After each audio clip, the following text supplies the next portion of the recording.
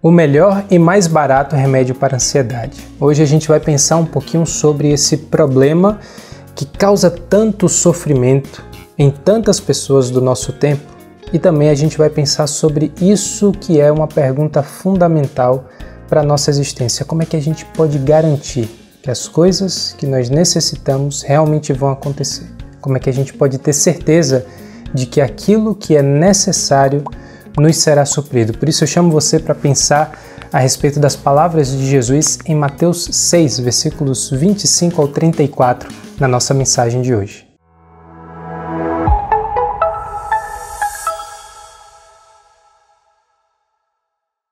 O que é que tira o seu sono? O que é que lhe causa ansiedade e não permite você descansar? Existe uma pergunta que é feita a cada geração, e na verdade cada geração faz essa pergunta várias vezes, e a responde de diversas formas, que é a pergunta: qual é a vida que vale a pena ser vivida? E uma maneira como essa pergunta tem sido respondida ao longo do tempo, e que também caracteriza o nosso tempo, é tentar pensar na vida como a fuga do sofrimento e a busca do prazer. E para algumas pessoas o inverso, a fuga máxima do prazer e a busca do sofrimento como uma forma de purificação da alma.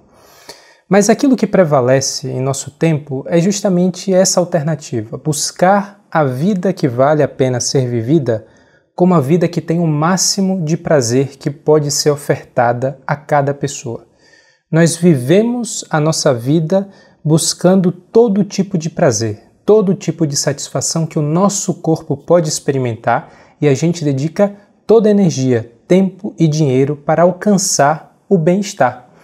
Até pouco tempo atrás, eu não estava muito familiarizado com algo que alguns amigos próximos me introduziram enquanto um conceito da nossa época, que é a cultura do wellness.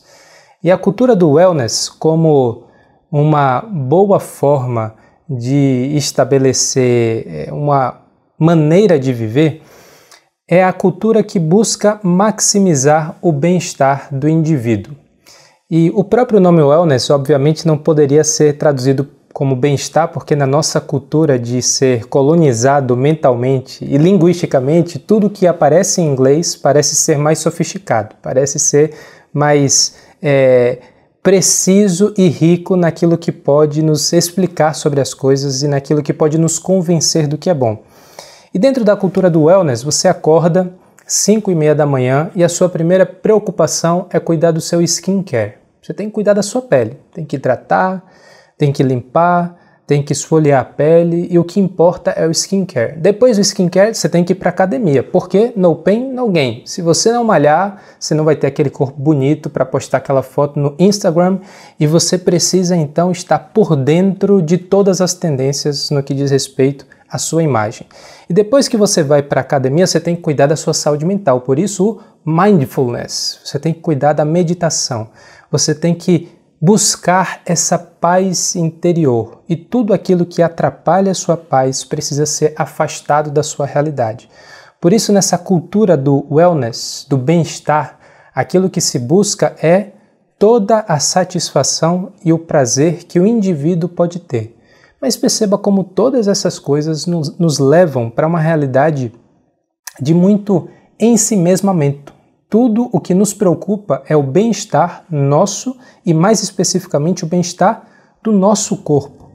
E mesmo buscando a satisfação nessas coisas, mesmo dedicando muito esforço para alcançar essa paz interior, essa imagem que nos satisfaz, para alcançar esse padrão de beleza que nos dá a sensação de que somos mais do que os outros, a nossa geração é marcada profundamente pela ansiedade. As pessoas se dedicam tanto a si mesmas e conseguem sofrer tanto pelas causas que o seu próprio coração impõe à sua existência. E as pessoas não conseguem se livrar disso. As pessoas não conseguem responder à angústia do seu coração, mesmo se voltando para si em todos os momentos da sua existência, da sua vida. E essa não é uma questão que surge em nosso tempo. Por que que nós nos tornamos tão ansiosos? Por que que nós nos tornamos tão inseguros? Isso não é algo que atormenta a existência humana a partir do século XXI. Eu vou convidar você para ler o texto de Mateus, capítulo 6, nas palavras de Jesus que estão no meio daquilo que a gente chama de Sermão do Monte, que na verdade é um grande discurso sobre o discipulado. Mateus capítulo 6, versículo 25 até o 34 diz assim: Portanto, eu lhes digo, não se preocupem com sua própria vida, quanto ao que comer ou beber, nem com o seu próprio corpo, quanto ao que vestir. Não é a vida mais importante que a comida, e o corpo mais importante que a roupa?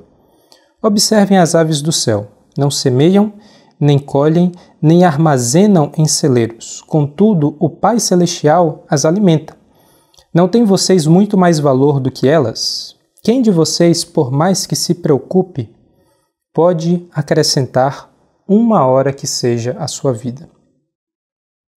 Por que vocês se preocupam com roupas? Vejam como crescem os lírios do campo. Eles não trabalham nem tecem. Contudo, eu lhes digo que nem Salomão, em todo o seu esplendor, vestiu-se como um deles. Se Deus veste assim a erva do campo, que hoje existe e amanhã é lançada ao fogo, não vestirá muito mais a vocês, homens de pequena fé. Portanto, não se preocupem dizendo o que vamos comer, que vamos beber, ou que vamos vestir, pois os pagãos é que correm atrás dessas coisas. Mas o Pai Celestial sabe que vocês precisam delas. Busquem, pois, em primeiro lugar o reino de Deus e a sua justiça, e todas essas coisas lhes serão acrescentadas. Portanto, não se preocupem com o amanhã, pois o amanhã trará as suas próprias preocupações. Basta a cada dia o seu próprio mal. Como a gente colocou, essa não é uma preocupação que surge em nosso tempo. Como é que nós vamos sobreviver? Como é que nós vamos alimentar o nosso corpo, garantir o nosso sustento, ter certeza que aquilo que nós precisamos, de fato, nos será suprido. E boa parte do problema da ansiedade que a gente enfrenta quase que de forma generalizada, não é uma coisa de um indivíduo, de um grupo de pessoas, é uma coisa que acomete todas as idades, é uma coisa que acomete pessoas em diferentes condições sociais, em diferentes lugares do globo. Isso não é problema do rico ou do pobre, do Oriente ou do Ocidente. Isso é uma realidade que, de fato, atingiu um estágio de crise enquanto saúde mental e também, obviamente, como uma crise espiritual. Boa parte do problema tem a ver com a incerteza sobre o futuro. Boa parte da ansiedade tem a ver com o fato de que nós não conseguimos garantir o que vai acontecer com a gente. Qualquer tipo de avaliação mais realista sobre como o mundo funciona, sobre como a nossa vida de fato acontece dia após dia, precisa constatar esse fato. Nós não podemos fugir dessa realidade. Não temos como garantir o dia de amanhã, quanto mais o próximo ano, quanto mais como é que será a nossa velhice, quanto mais como é que será a vida dos nossos filhos, da nossa esposa, das pessoas que nos rodeiam. Nós não temos como garantir um dia. E quando a gente olha para essa realidade, a gente percebe não só que a gente não consegue garantir o dia de amanhã, mas a gente não consegue garantir praticamente nada. Pense nas coisas que acontecem com a sua vida. O que é que você realmente consegue garantir que vai acontecer com você no próximo instante? Você consegue garantir que você vai ter saúde, que o seu trabalho vai ser bem sucedido? Você consegue garantir que o seu esforço vai ser reconhecido e vai ser recompensado? Você consegue garantir que as coisas que estão acontecendo muito além do nível de decisão de um indivíduo, aquilo que acontece com o país, com as nações, vai convergir para algo melhor no futuro?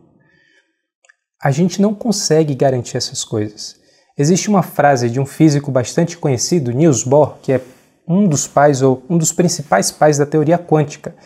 E a mecânica quântica, dentro da ciência natural, que é a física, é a teoria com o maior sucesso em conseguir fazer previsões sobre como funcionam os sistemas físicos, como funcionam os fenômenos naturais. O nível de precisão é algo surpreendente.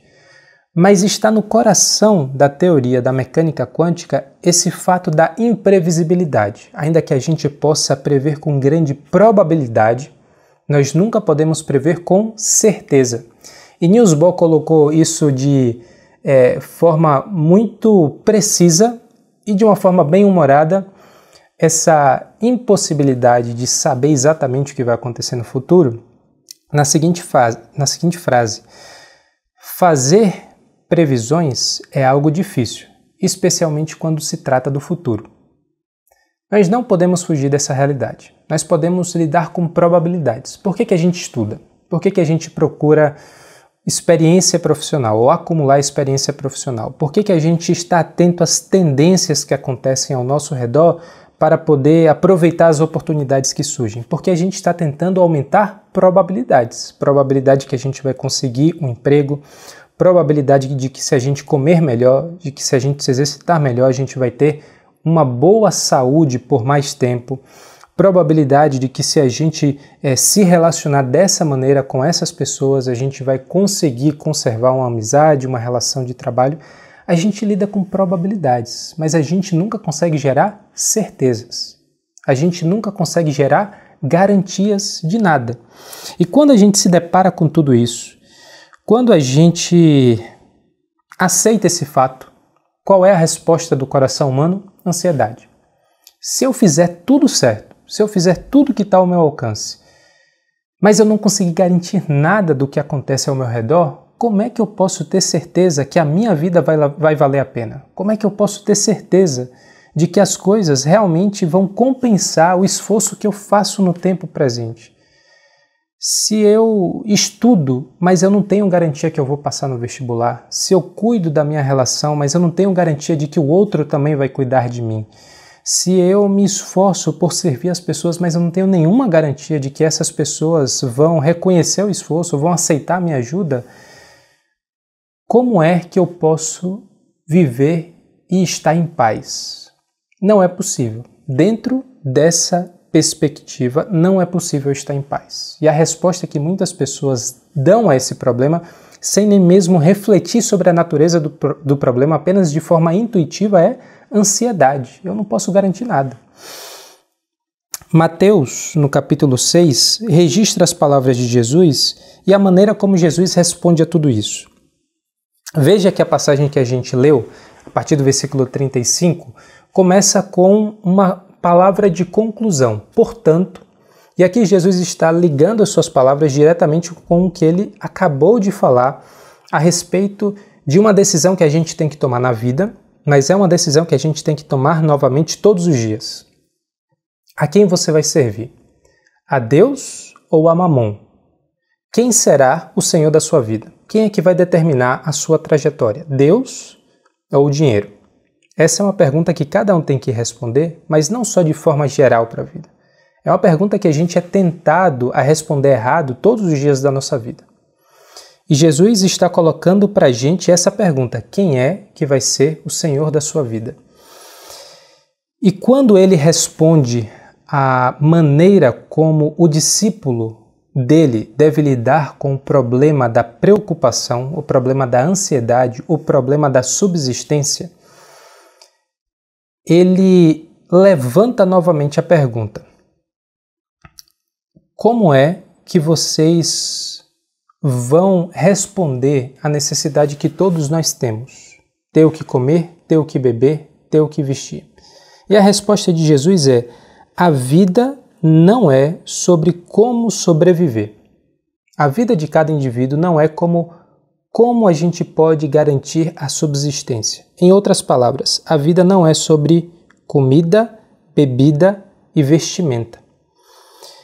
A vida consiste em muito mais do que isso. Ainda que essas coisas sejam necessidades, a vida não se resume a comer bem, vestir bem e beber bem. A vida tem um sentido e um significado muito mais profundo.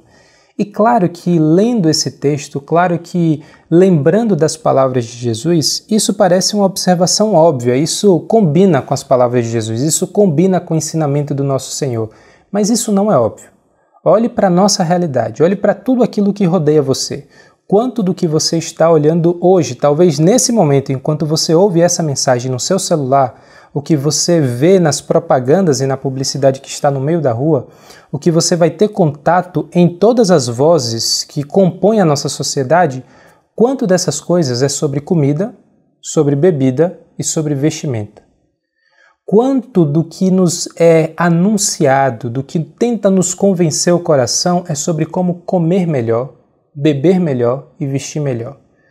Quanto dessas coisas não estão apenas associadas à subsistência, não estão associadas apenas à sobrevivência, estão associados a se satisfazer mais, a ter mais prazer na vida, a se sentir uma pessoa mais realizada porque você come melhor, porque você bebe melhor, porque você se veste melhor. Quanto do nosso dinheiro e da nossa energia é dedicada apenas a essas 3 coisas? Não é pouco, é muito. E aquilo que as vozes que compõem a nossa sociedade querem nos convencer é que você pode ter mais e que você deve se doar mais a essas coisas. Por isso as palavras de Jesus parecem triviais, parecem óbvias, mas não são. Ouvir as palavras de Jesus, entender e permitir que essas coisas criem raízes no nosso coração é algo muito mais desafiador do que a leitura apressada dessa passagem nos permite chegar à conclusão. Jesus, de certa forma, com toda a sutileza, com toda a inteligência e sabedoria que faz parte de cada um das suas parábolas, de cada uma das suas comparações, mas de certa forma ele nos empurra, e ele nos empurra com força para nós nos depararmos com esse fato da realidade. Como é que a criação realmente funciona? Como é que Deus faz com que tudo isso que está ao nosso redor e tudo isso que acontece conosco de fato aconteça? Não como as vozes que estão falando ao nosso redor tentam nos convencer, mas como é que Deus realmente criou essas coisas? E como é que ele faz isso? Ele fala, olha, pare tudo que você está fazendo. Pare o seu trabalho um pouquinho. Pare com as responsabilidades que você tem dentro de casa. Pare com todo o trabalho que ficou na empresa para amanhã e que está lhe consumindo o coração hoje. Pare tudo isso por 5 minutos. Vá para a praça mais próxima à sua casa. Vá para o jardim, se você tem acesso a um jardim. E procure um passarinho. Olhe as aves do céu. Observe essa ave. Observe por 1, 2, 3 minutos. Observe a ave que pousa em um galho e procura uma semente, que para calmamente em uma árvore e procura aquilo o que precisa para comer. Observe as aves do céu. Esse é o primeiro remédio que Jesus dá para a sua ansiedade. Observe as aves do céu que não semeiam, não colhem e têm o que comer. Veja que Jesus está dizendo que essas aves possuem necessidades como todos nós possuímos, mas eles não providenciaram, eles não garantiram a existência do alimento que lhes é necessário. E ainda assim, eles têm o que comer. Não plantaram, não semearam, mas tiveram que comer. Deus providenciou tudo o que é necessário para esse pequeno animal que faz muito pouco e ainda assim precisa de muito zelo, muito cuidado por parte do Criador. Não lhes falta alimento. Deus não criou o mundo, e Jesus de certa forma está afirmando isso com essa imagem, com mesquinhez.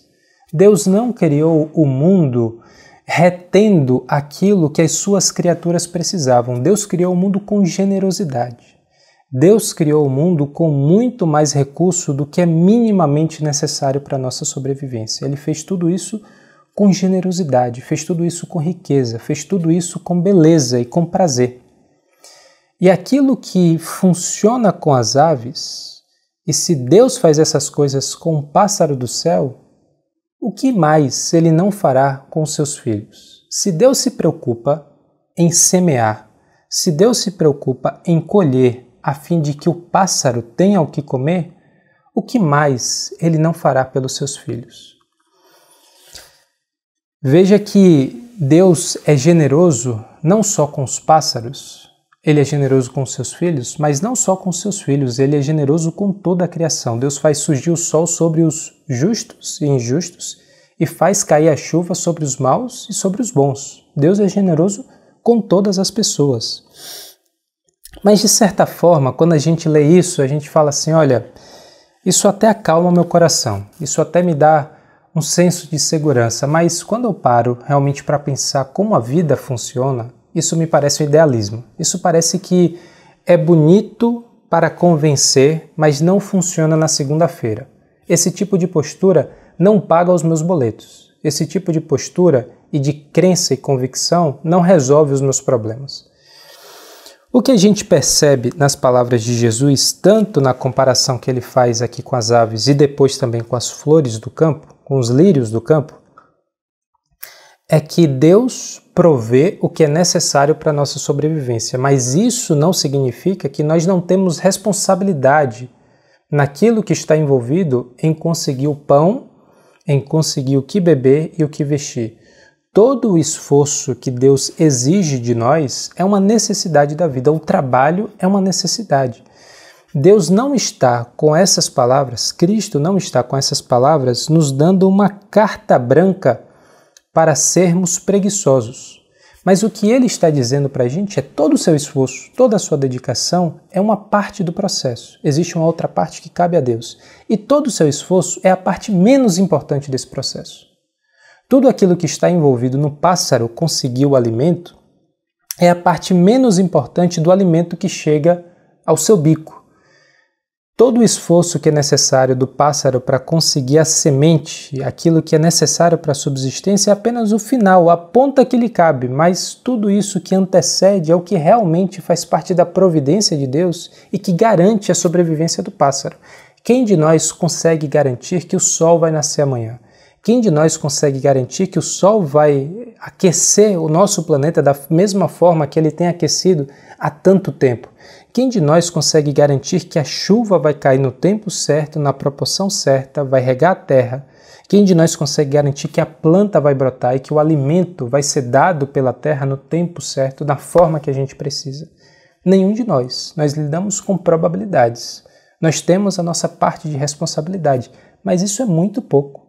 Aquilo que nós podemos fazer é sempre muito pouco. A nossa dependência é muito maior de Deus do que do nosso trabalho. E o nosso trabalho só tem sentido se Deus providenciar aquilo que Ele está dizendo generosamente. Eu tenho feito isso todos os dias da vida.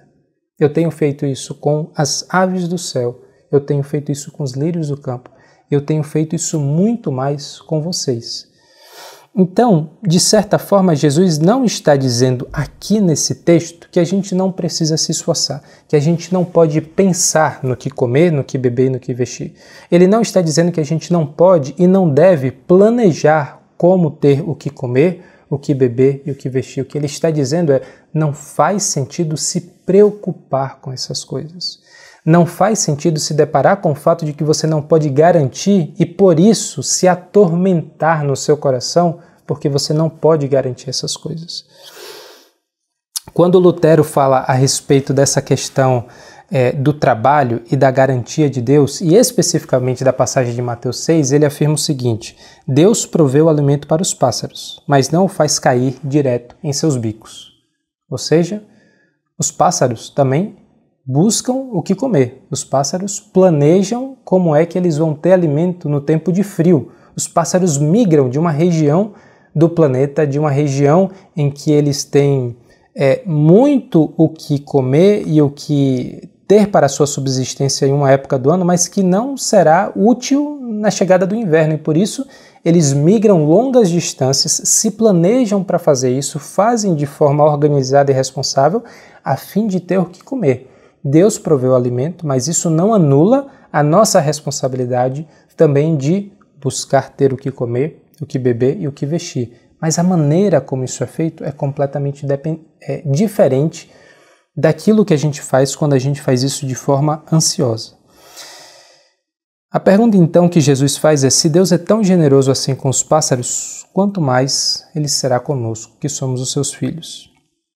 No versículo 27, Jesus então prossegue e faz essa pergunta e coloca esse questionamento de uma forma muito contundente. Com toda a preocupação que a gente tem, com toda a dedicação que a gente realiza a essas coisas, quem de nós, perdendo uma noite de sono, perdendo uma semana de sono, perdendo boa parte da nossa vida, nos antecipando aos problemas, nos dedicando a todas as possibilidades de que as coisas deem errado, quem de nós pode acrescentar 1 hora de vida à sua própria existência?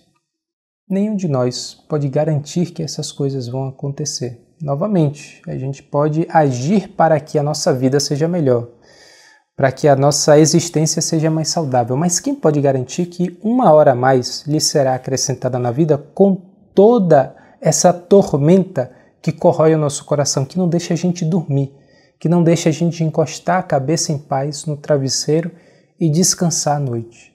Ninguém pode fazer, ou ninguém pode gerar essas garantias. E mais do que isso, não só a ansiedade não produz fruto nenhum, não só a ansiedade nos dá algo que realmente seja valioso e que compense aquilo que ela nos tira, mas ela tira muito mais do que a gente percebe. A pessoa ansiosa vive menos. A pessoa ansiosa não só não consegue acrescentar, mas consegue subtrair. A ansiedade não consegue garantir algo bom, mas a ansiedade nos dá grande probabilidade, praticamente uma garantia, de que irá nos retirar muito do que é necessário para a gente desfrutar o tempo que Deus nos dá. No fim das contas, Jesus está colocando para a gente que, assim como a comida, assim como a bebida e assim como a roupa, o tempo da nossa vida é dádiva.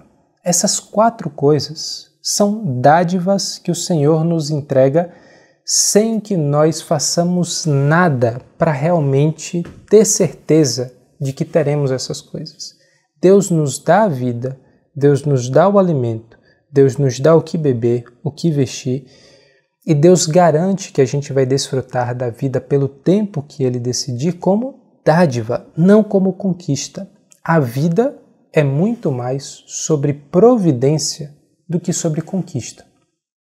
A nossa existência é muito mais sobre o que o Deus faz com a gente do que o que a gente faz com a nossa própria vida. A responsabilidade individual é inquestionável.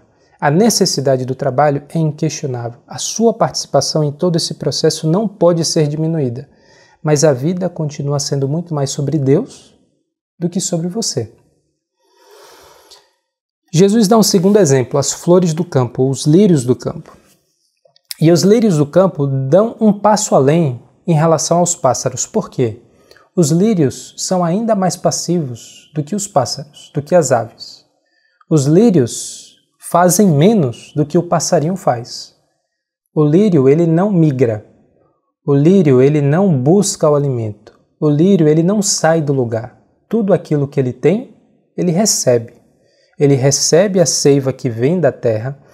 A flor recebe a luz que vem do sol, a flor surge porque a água caiu sobre a terra e tudo o que a flor tem para dar é a sua beleza, é o seu pólen, é a sua função diante dos animais e das outras espécies que estão ao seu redor, mas de uma forma muito passiva, de uma forma ainda mais dependente e evidentemente dependente do seu Criador do que são com os passarinhos.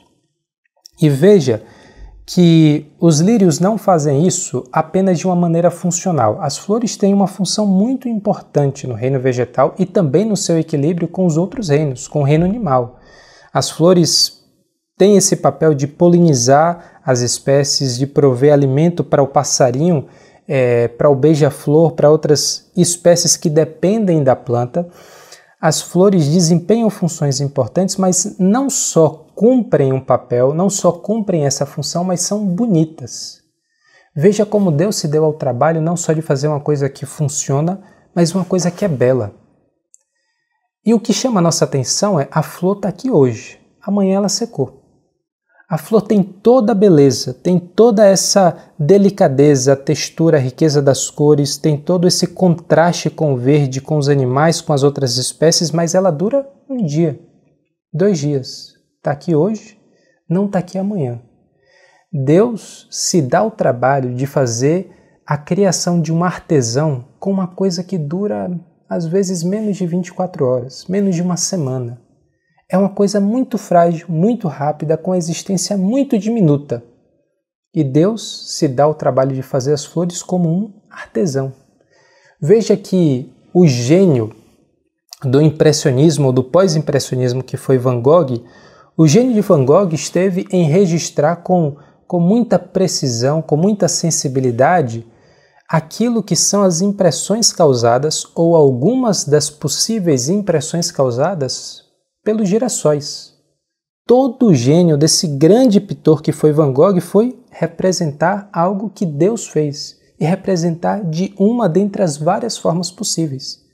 A criação de Van Gogh é muito pequena em relação à criação de Deus, que são girassóis. Mas a criação de Deus, que são girassóis, que duram tão pouco e que são tão belos, é tão incomparável com a criação que é a minha vida, com o valor que é a sua vida. Se Deus faz como um grande artista o lírio do campo que existe hoje e desaparece amanhã, quanto mais Ele não cuidará e fará a beleza, a funcionalidade, a subsistência da sua vida, que vai durar eternamente. O lírio recebe toda essa atenção por tão pouco tempo. Deus lhe dá muito mais cuidado, atenção e providência, porque você vai durar eternamente e porque você é um filho muito mais valioso do que os lírios do campo e do que as aves do céu. Por isso a lição de Jesus parece ser sempre muito óbvia e muito simples. Pare o que você está fazendo. Vá para a praça, vá para o jardim. Observe as aves do céu, observe os lírios do campo. Tire 30 minutos do seu dia. Mas não é tão óbvio assim. As coisas funcionam ao seu redor de uma forma que a todo tempo o Criador está dizendo: confie em mim que sou seu Pai. Confie em mim que fiz tão generosamente e sustento essas coisas. Estou dizendo para você que é a parte mais importante de toda essa criação. Eu fiz você de forma mais excelente do que essas coisas que estão ao seu redor. Eu não vou prover para que a sua necessidade seja suprida? Claro que não. Eu vou dar a você muito mais do que eu dou a essas coisas. Da mesma forma que eu garanto a existência, da mesma forma que eu garanto a beleza, a função de cada uma dessas coisas, eu garanto a você vida e vida em plenitude, vida com generosidade, vida com riqueza. A vida é muito mais do que as suas vestimentas. O corpo é muito mais do que o que comer e o que beber. Por isso, essa extravagância da beleza de Deus e da providência de Deus no meio de toda a sua criação é uma declaração do Pai para nós que somos seus filhos. Aquilo que eu faço com toda a criação, eu faço muito mais com você. E aí a gente chega numa parte muito difícil das palavras de Jesus, nesse trecho que vai do 28 até o versículo 30, quando Deus vai tratar desse assunto como uma questão de fé. Veja como ele coloca no versículo 30. Se Deus veste assim a erva do campo que hoje existe e amanhã é lançada no fogo, não vestirá muito mais a vocês, homens de pequena fé. Existem muitas questões envolvidas no problema da ansiedade e existem muitos recursos que a gente pode e deve utilizar para tratar o problema da inquietação do coração. Existem os profissionais que cuidam da saúde mental e devem ser procurados. Existem terapias das mais diversas, existem psicólogos, psiquiatras, existem medidas que a gente pode tentar manter e deve manter para ter uma vida mais equilibrada no cuidado do corpo, no cuidado das nossas relações. Mas a gente não tem como excluir como a principal componente que assola o nosso tempo, a nossa geração, assim como foi um problema para todas as gerações que nos antecederam, a principal componente do problema da ansiedade é a falta de fé. Existem muitas particularidades aqui. Existem muitas pessoas que precisam da ajuda de outras intervenções ou dessas formas de intervenção, porque existe um desequilíbrio orgânico, porque existe a necessidade de tratar de uma doença específica, porque existe um momento mais difícil da sua vida que lhe causa ansiedade. A gente não deve diminuir o sofrimento dessas pessoas, a gente não deve diminuir o valor dessas intervenções. Não é esse o objetivo.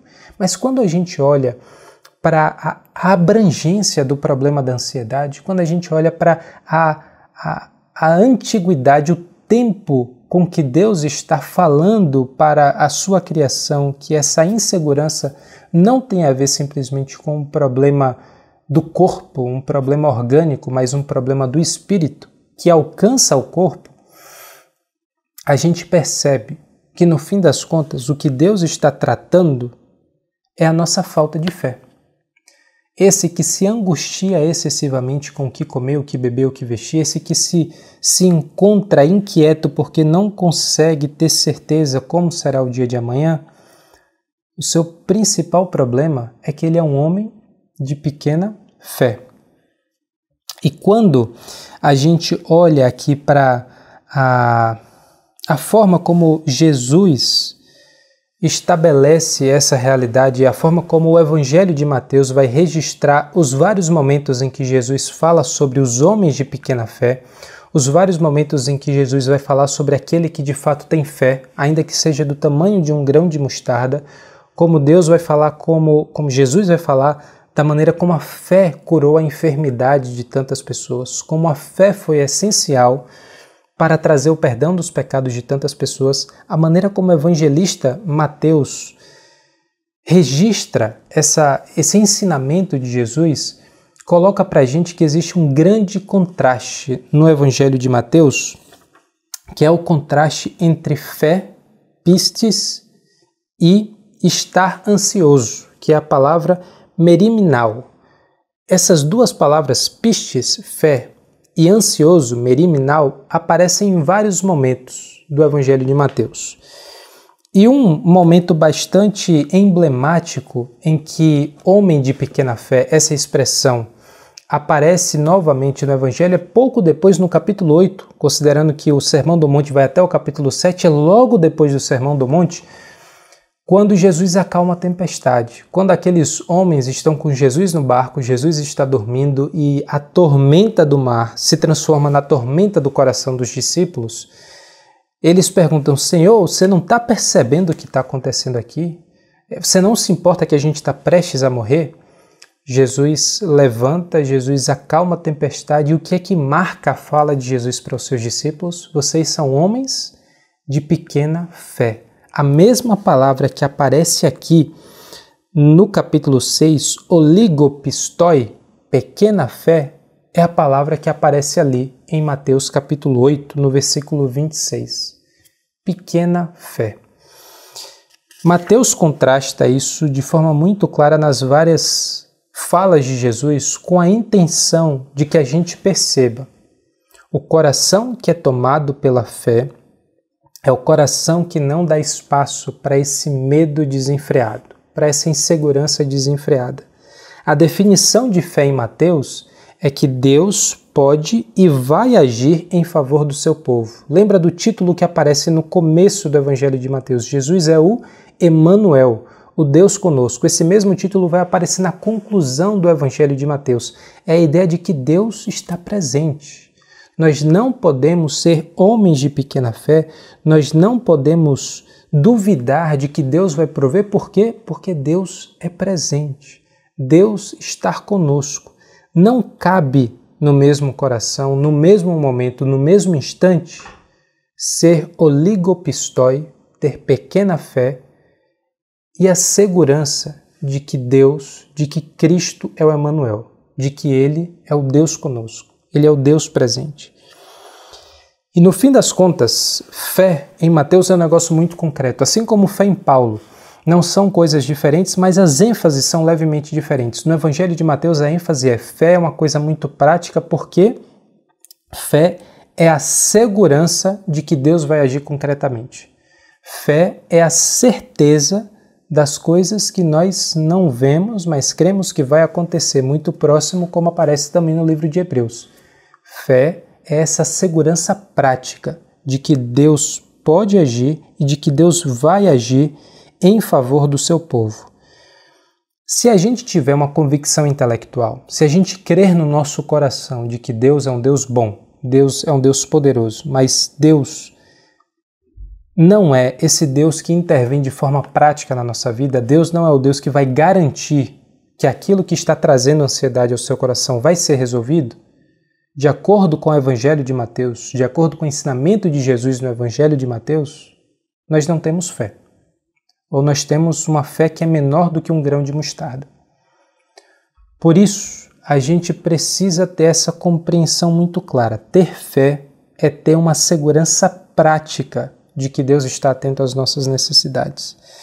Jesus vai prosseguir nos versículos 31 e 32, como a gente acabou de ler o versículo 31, e vai falar também no versículo 32 a respeito disso, quando ele diz o seguinte: pois os pagãos é quem correm atrás dessas coisas, mas o Pai Celestial sabe que vocês precisam delas. Quando a gente está falando sobre essas três categorias, a gente não está falando de uma coisa que é eletiva. Não é que Deus imagina que a gente vive de fotossíntese. Ele sabe que a gente precisa ter o que comer, o que beber e o que vestir.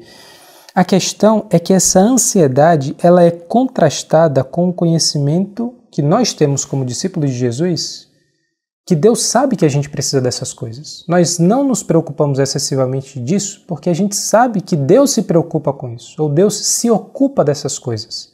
Se o Deus Criador de todas as coisas sabe que a gente precisa e que todo o trabalho pertence a Ele, o nosso trabalho é apenas uma resposta ao trabalho dele, então nosso coração está em paz, porque esse Deus é um Deus generoso, esse é o Deus que provê para todas as outras espécies, certamente Ele vai prover para a gente também.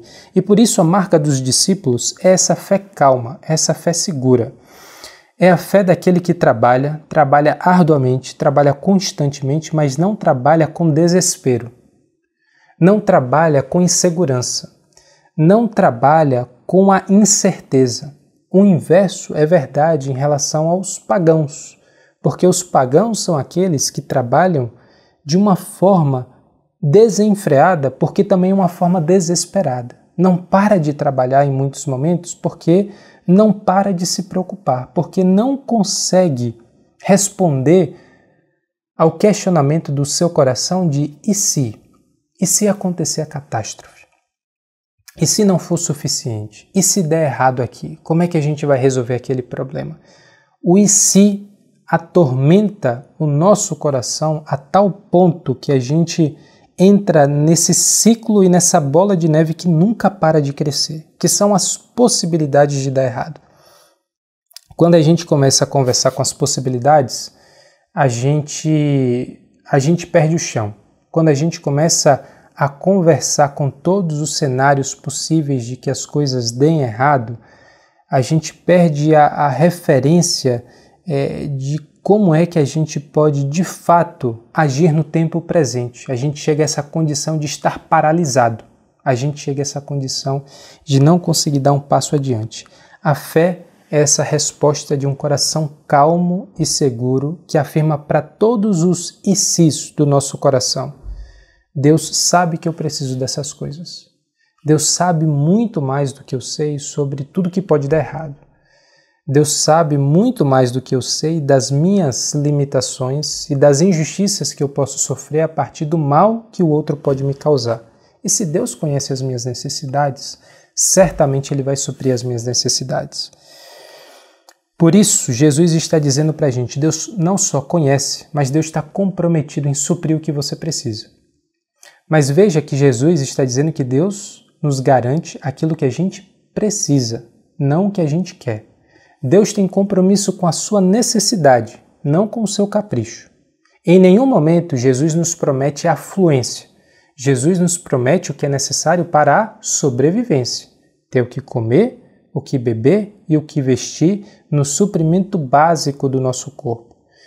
No fim das contas, isso não deve também ser causa de sofrimento para a gente, dizendo para si mesmo, poxa, mas então no caminho de Jesus o que a gente tem é o mínimo necessário. Tem outras alternativas melhores no mercado. Além de ter o mínimo para sobreviver, existem alternativas que Mamon nos oferece que a gente tem muito mais do que o simplesmente necessário.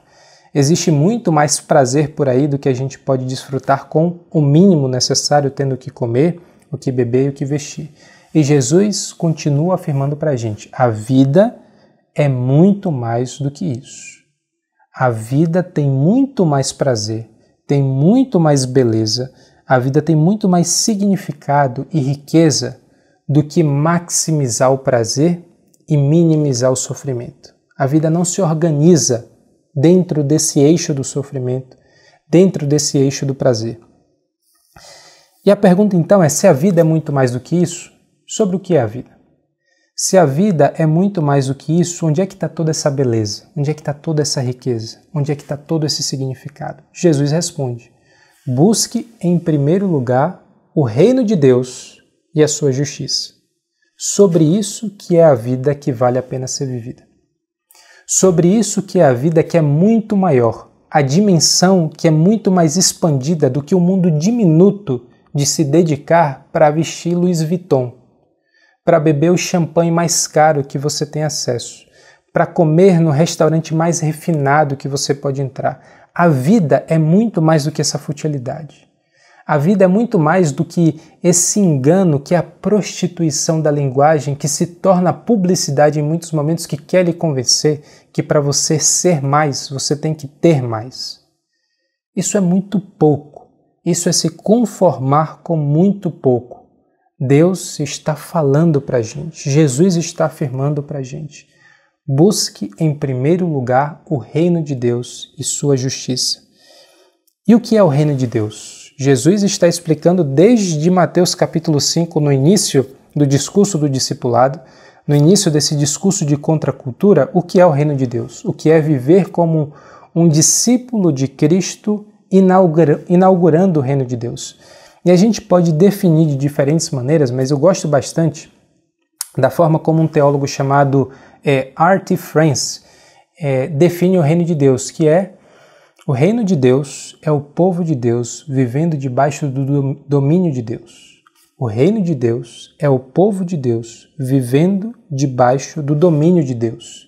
Isso é cumprir a vontade de Deus, realizar aquilo que é o reino de Deus e a sua justiça. É dedicar sua vida para ouvir e obedecer à voz de Jesus. Final do Sermão do Monte, aquele que ouve e não dá atenção, não obedece às minhas palavras, é como um homem que construiu a sua casa sobre a areia. Mas aquele que ouve e obedece essas minhas palavras é como um homem que constrói a sua casa sobre a rocha. Se você já ouviu falar sobre Jesus, se você crê em Jesus, mas você não se dedica integralmente a obedecer às palavras de Jesus, você não tem fé. Você não tem essa expressão concreta de segurança de que Deus é um Deus presente que está exigindo tudo de você, mas está entregando tudo o que você precisa e está entregando muito mais do que você poderia conquistar pelo seu próprio esforço. Ser discípulo de Jesus não é trabalho de tempo parcial. Ser discípulo de Jesus é um vínculo de total exclusividade. É fazer todas as coisas para a glória de Deus. Por isso, expressar o reino de Deus, viver debaixo do domínio de Deus, significa que você deixa de ser determinado pela lei do mercado.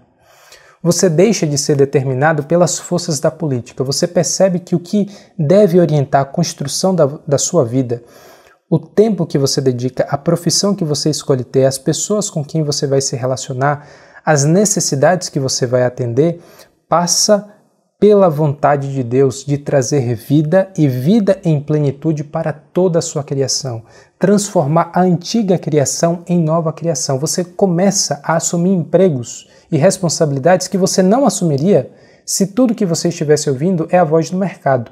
Se tudo que você estivesse ouvindo são as forças determinadas pelo poder político. Você começa a fazer o que mais ninguém faz. Você começa a se dedicar para o necessitado, para a pessoa que precisa, mesmo sabendo que dali não vai vir muito dinheiro. Mesmo sabendo que dali você não vai ter total segurança do plano de saúde e de um salário que lhe dê garantia de aposentadoria. Por que você faz isso? Porque você sabe que a sua subsistência, a sua sobrevivência não vem dessas coisas. Vem do Pai Celestial que sabe que você precisa disso. Por isso você é liberto para trazer libertação para outras pessoas. Por isso você é liberto para atender a necessidade de outras pessoas. Por isso você é liberto para trazer a evidência e anunciar com poder o reino de Deus e sua justiça. Por isso, o que Jesus está falando para a gente em buscar o reino de Deus e sua justiça é também um grito de amor que Deus faz por nós ao dizer para a gente: liberte o seu coração. Liberte o seu coração do peso que você não pode carregar. Você está ansioso, você está ansiosa, porque você está colocando sobre os seus ombros, você está colocando nas suas mãos uma responsabilidade que você não pode ter. A garantia da sua vida não pode permanecer nas suas mãos. A garantia da sua sobrevivência não pode permanecer no coração do homem que não foi criado para garantir essas coisas. Nós fomos criados para buscar o reino de Deus e a sua justiça e confiar que todas essas coisas que nós precisamos são providenciadas por Deus. Por isso, trabalhe, se dedique, corra atrás, planeje, pense nessas coisas, mas pense de uma forma completamente diferente. Que forma é essa? Enquanto você coloca no papel a conta, enquanto você faz com a sua cabeça o plano, escute a voz de Deus que está soprando em alguns momentos e gritando em outros momentos. Eu sou o seu Pai que providencio tudo o que você precisa. Por isso, faça o plano e siga o plano. Mas no momento em que tudo der errado, lembre: eu sou o Pai que sabe o que você precisa e providencia o que você precisa.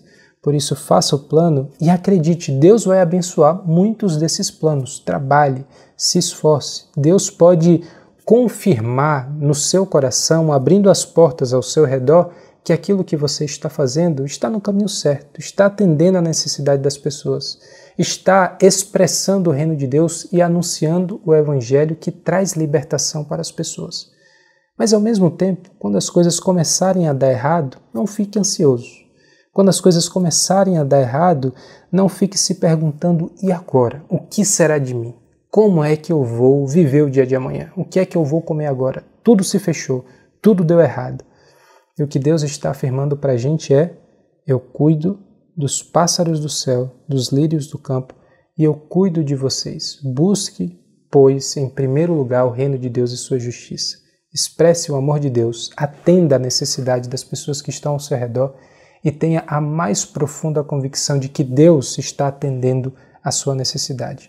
Por isso, o melhor remédio e o remédio mais barato para a sua ansiedade é ser um homem, é ser uma mulher de fé.